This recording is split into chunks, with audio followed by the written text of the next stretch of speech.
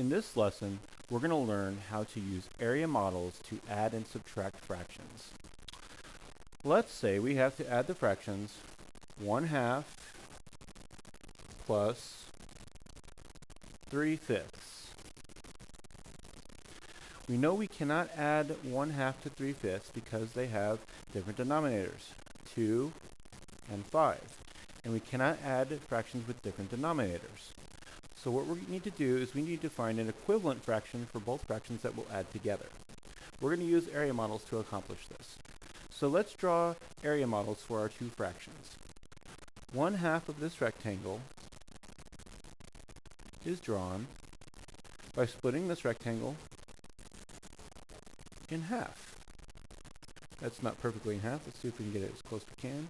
It's not necessary to be perfect, but for this lesson I want to be as close as possible. This is 1/2, and then we're going to shade in 1/2 of it to demonstrate an area model of 1/2. Now let's create an area model to demonstrate 3/5. To make this easier, I want to go in a horizontal axis on this one. So 4/5, I'm going to draw some horizontal lines to split this up into fifths.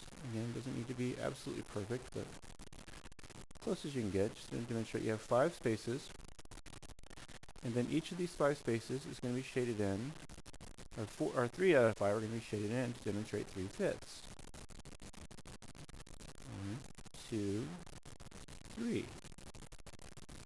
So on the left side we have a demonstration of the area model of 1/2, and on the right side we have 3/5.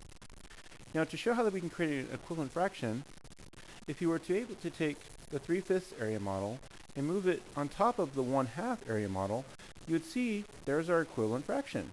We're going to have to break them up into tenths. It would work that way. So let's break our 3/5 model in half to create tenths. So we draw a line down the middle. We now have tenths. So our fraction is now going to be over 10. And then we can break the 1/2 area model into fifths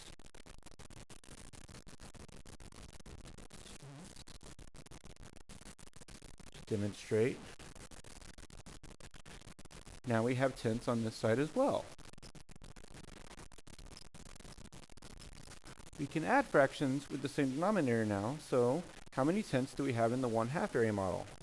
1, 2, 3, 4, 5. On this side we have 5 tenths. On the 3/5 side, in tenths it's 1, 2, 3, 4, 5, 6. 6 tenths. And we can add 5 tenths plus 6 tenths equals 11 tenths. 11 tenths is an improper fraction. We can convert it to a mixed number by finding out how many times 10 goes into 11, which is 1, with a remainder of 1, and we move the denominator over tenths. And there's our answer. So we now know that 1/2 plus 3/5 equals 1 1/10.